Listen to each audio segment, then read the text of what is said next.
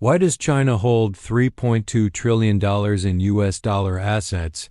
And more importantly, why can't they just dump it? What if the answer has nothing to do with stability, trade balance, or economic cooperation, like officials claim? And everything to do with a shadow system designed decades ago to keep every major economy trapped inside it? What if the real reason is buried inside a structure so powerful, so invisible, that even nations as large as China are forced to obey it? And here is the question that hits home. If China, an economic heavyweight with decades of double-digit growth, is held hostage by a system built in Washington and London, what makes you think your savings, retirement, or paycheck are any safer? Inflation eating your groceries? Debt you never voted for? Markets that rise and fall on rumors? Sound familiar? Before we go further, community check-in. Where are you watching from? Drop your city or country in the comments. It is always wild seeing how global this conversation is. And if you're new here, hit subscribe for more unfiltered breakdowns the big institutions prefer you never understand. Now let's rewind. Because the story of why China can dump its dollars starts long before China was a manufacturing powerhouse. It begins in the 1970s, in a moment of panic and improvisation, when world leaders quietly built a new global architecture, one that would tie every major economy to the same financial anchor, the US dollar. The official narrative says it started in 1971 when Nixon ended the gold standard. Textbooks make it sound clean. The dollar became the world's reserve currency. But the part they leave out is that the dollar wasn't chosen, it was installed. When gold disappeared, trust disappeared with it. Inflation surged. Currencies swung like wrecking balls. Nations didn't trust each other. Sound familiar? Behind closed doors, U.S. officials realized that if the world no longer trusted gold, it needed something else to anchor to. Not gold, not oil. Debt, U.S. sovereign debt. Treasury bonds became the new global foundation. The oil states agreed to price crude in dollars.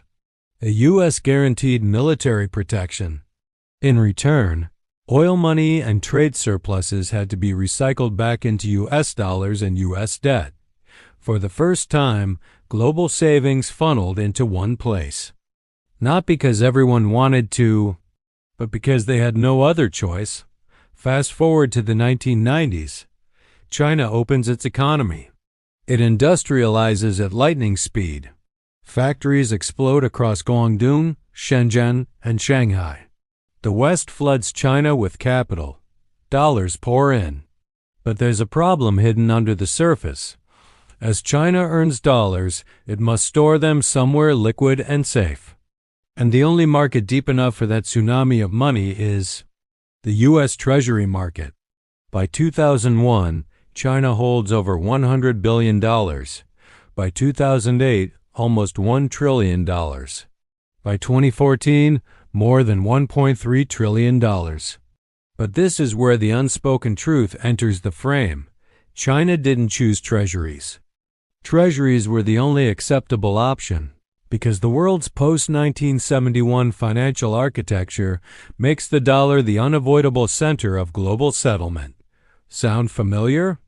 Then another force emerges, the eurodollar system, the offshore dollar markets that operate outside the U.S., beyond regulation, beyond political control. A shadow system so large and so critical that every major bank and every major nation becomes dependent on it. By the 2000s, offshore banks had created more dollar liabilities outside the U.S. than the Federal Reserve created inside. Trillions of synthetic dollars, trillions of shadow dollars. China walked into a world where the dollar isn't just dominant. It's woven into every financial artery on earth. China exports goods. It earns dollars. Those dollars enter the system. The system forces them back into treasuries. The treasuries reinforce the dollar's dominance, and round it goes. Dumping those dollars, even a fraction, would not simply hurt the US, it would boomerang back into China's own economy like a financial missile. We saw this pattern in 2008. We saw it in 2013 during the taper tantrum. We saw it in 2020 when global markets froze and foreign banks begged for dollar liquidity. Every time the world tries to step away from the dollar, the system snaps back harder. And this brings us to the twist, the hidden mechanism behind it all. The engine beneath the engine. The network that makes dumping impossible no matter how large or powerful you are. It's the global dollar liquidity web created by the Eurodollar system, maintained by Western central banks and reinforced during every crisis. China may have $3.2 trillion, but there's a deeper trap inside those numbers, one built decades before China ever rose to power. To understand why China can't dump its $3.20 trillion in dollar assets, you have to step into the engine room where modern money is truly made, not in central banks, but in offshore spreadsheets, derivative books, and liquidity networks that never appear in public reports. The system that makes dumping impossible is the Eurodollar system, an offshore network that began in the 1950s, exploded in the 1970s, and now operates as the real global monetary backbone. Banks outside the U.S. create synthetic dollars, digital IOUs that function exactly like real dollars, but aren't controlled by the Federal Reserve. They power world trade, credit markets, and commodity flows. By 2007, the Eurodollar system had grown to $13 trillion. By 2019, it surpassed $30 trillion, bigger than every central bank balance sheet combined, and it's unregulated. More than 60% of global trade invoices use the dollar, even when the U.S. isn't involved. Over 88% of global foreign exchange trades involve the dollar. Chinese corporations owe more than $2 trillion in dollar-denominated debt. If China dumped even 10% of its treasuries, their value would crash 20 to 30% instantly, wiping out hundreds of billions in days. This is the trap. China's currency is not fully convertible, so dumping dollars would crash the RMB.